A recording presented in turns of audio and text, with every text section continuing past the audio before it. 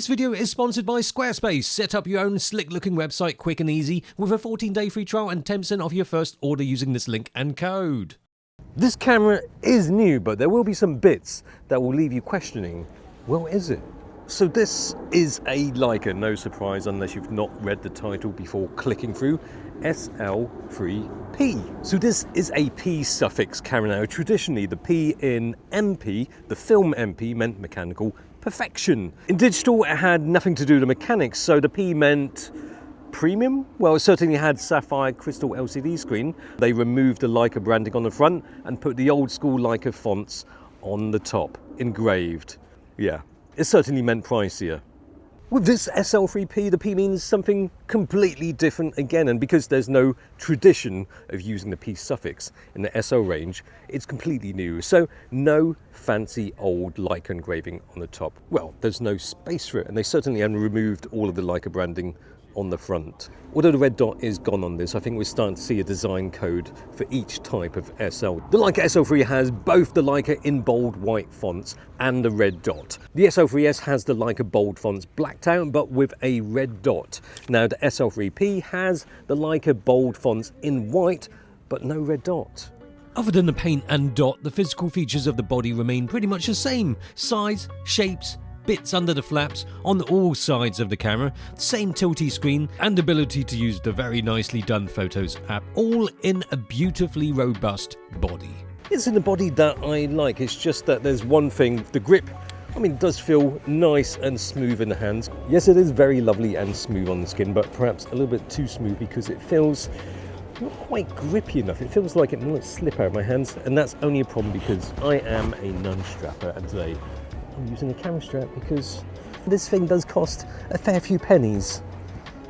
In terms of the amount of actual pennies, it comes in somewhere in between the 60 megapixel SL3 and the 24 megapixel SL3S. For US pricing, well, let me say you have been trumped for pre-tax cents, if that makes sense. Sensor-wise though, the SL3P has a 44 megapixel sensor. And if that doesn't sound familiar, then let me spell it out. S1R II. Is it a much cheaper camera? Considerably.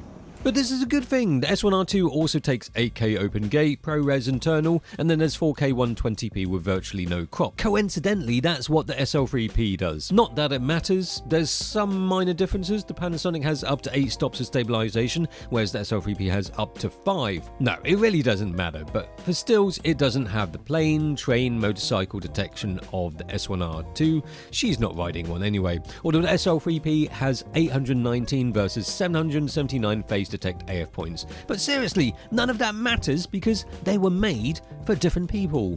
Well, for a start, the Panasonic is made in China. This is made in Germany. What does made in Germany mean? Well, from this website, it says the essential quality defining production steps must take place. In Germany, that is precisely the steps to which the product owes its defining characteristics.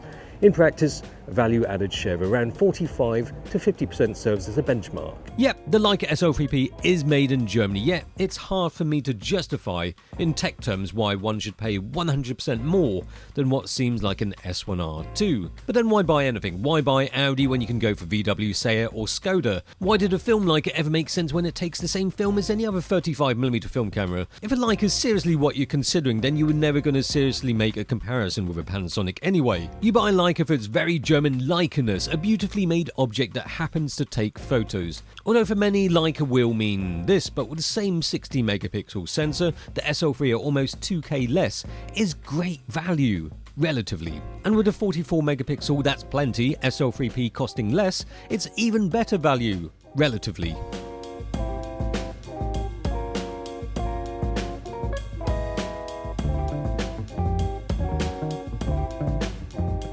Well, arguably it doesn't have the uniquely Leica appeal of the M mount, but it's an L mount, it is Leica, it's just that isn't aligned, so that could be a good thing. You don't have to just buy Leica lenses, you can use other stuff.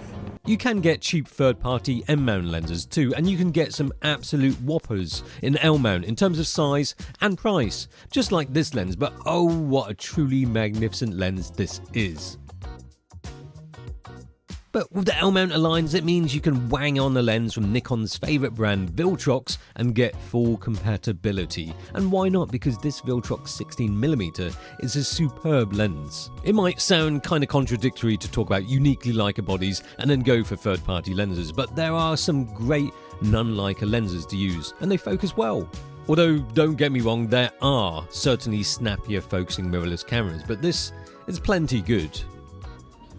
It really is a beautifully put together thing, and over time as the autofocusing has improved, I've really come to appreciate the SL range. And a lot of it is down to just how it feels in the hands and in use. The simplicity of everything from the menu system to the buttons and the dials, yet at the same time you've got everything you need right there. It's a camera designed for modern camera functionality. It's got the right amount of dials, buttons and info screens, not overloaded, not too cluttered, just perfect.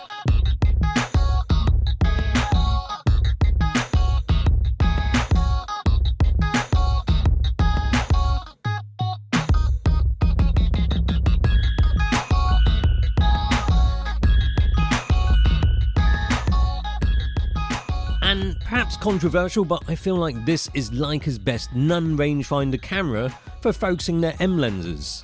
When it comes to focusing with M-mount lenses, I think I prefer this over the MEV1. I mean, magnification is a little bit higher, and you've got 120 FPS refresh rate. But also when you punch in to make manual focusing a bit easier, it is so much easier with this little nubbin on the back because you can select the bit where you magnify. Even though with MEV1 turning the focusing ring brings up the magnification, I prefer having that nubbin pressed by the thumb, the speed and being able to choose the off-center parts of the frame to punch in on than the process of the MEV1. But I can't say for sure what exactly it is, it just feels smoother, more assured in manual focusing on the SL3 cameras than the MEV1. I mean, Summicron's nice and all that, but I'm just begging to use this lens.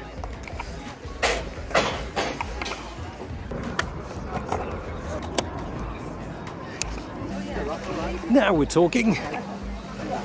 Maybe not so much luck with other manual focusing lenses from the Alliance.